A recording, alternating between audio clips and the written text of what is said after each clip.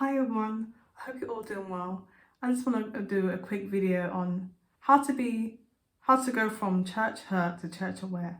And the first one is covert narcissism. Now you have to realize when someone's giving you the silent treatment or being passive aggressive, you might not feel so good about it. You might feel like you might have self-doubt and you might want to go in people pleasing mode to just figure out what's going on. But it's so important to know who you are in Christ and to have enough self-esteem to not take it personally. That someone might try to guilt trip you and get their own way. But sometimes you just have to go to God in prayer. Tell God about the situation, because sometimes covert narcissism, sometimes people aren't aware of their emotions and they're not emotionally intelligent, and sometimes it might make you feel frustrated and wanted to solve things. But when it comes to covert narcissism, most of the time the problems don't get changed, the problems don't get solved, and sometimes you might feel frustrated. You might feel like no one's validating you how you feel. But when it comes to covert narcissism, it's very, passive aggressive and very critical behavior, and sometimes it doesn't get anywhere. So it's so important to be aware of that. So when you become aware of that, you keep your distance, and you don't doubt yourself. You keep praying to God and telling God how you feel, and you just have awareness now, and you feel like, okay, I understand it. So do your research about covert narcissism. It's hard to pick up on. It's hard to realize if you've been manipulated, if it's all in your head. Sometimes you will doubt yourself, but go to God in prayer. You don't have to force anything with people. You get that with God. You get peace with God, and He nurtures you and gives you the right tools to help you feel safe and soothed. Sometimes we can get people pleasing mode and want to solve things, and certain things will not get solved. This is how it is. Everyone has free will, and sometimes it's best to take it up to the Lord with prayer instead of gossiping and talking. Sometimes we think it's good to just discuss things, but we need to start having that intimacy with God and just going deep and telling God how we feel, about certain people. So I really hope that helped. And the second one is spirit of jealousy. Like, this could be someone in leadership. This could be someone with a high position. This could be a pastor.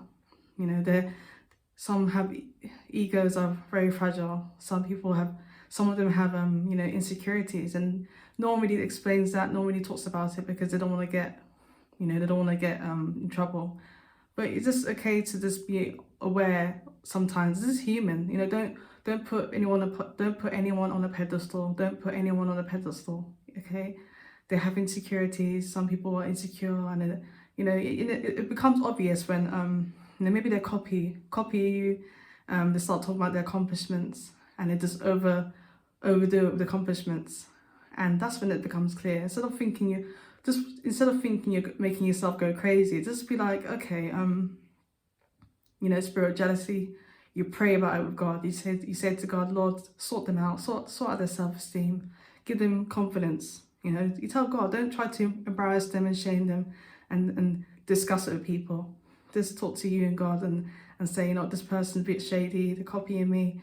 Or it could be in your head, but it's best to talk to God about it, because when you talk to God about your problems, you feel better. You feel more lighter afterwards, instead of gossiping and people gaslighting you and saying, oh, this in your head. Because sometimes, people are not going to be honest. They think about their image, and they're so scared to look small, look human, but they're human.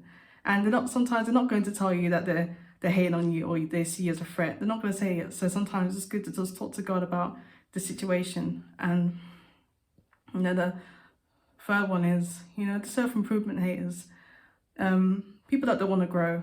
They're like, it is what it is. My church mother was like this. My uncle was like this. My pastor was like this.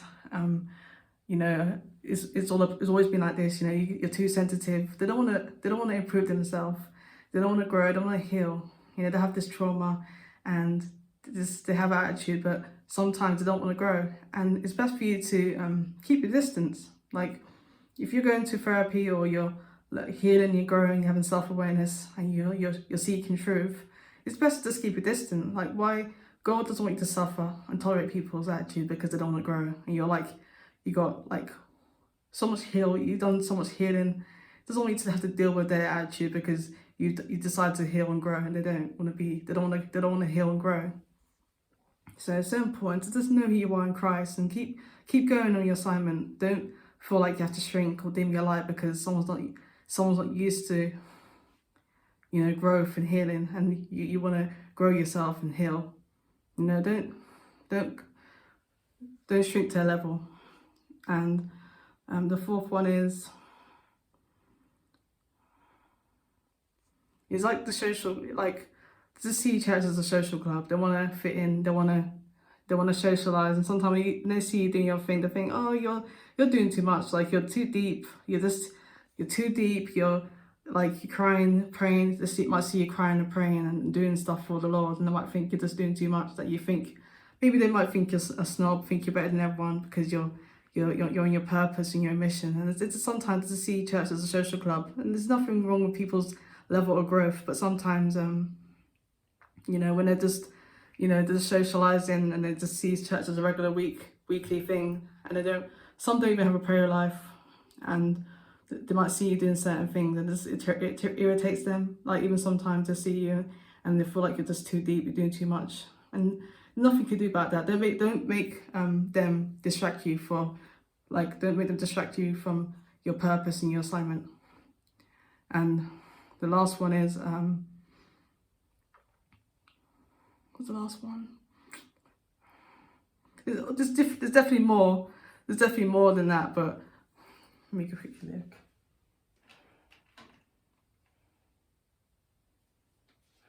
Yeah, there's probably definitely more than that, but just keep on your purpose. Don't have self-doubt.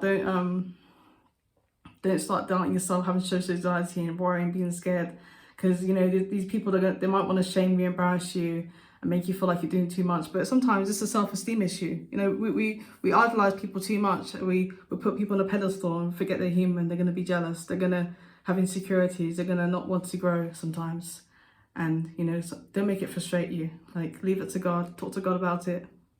I hope this video helped. If you need any counselling or coaching, or if you've got any prayer requests, just email me. Thank you for listening.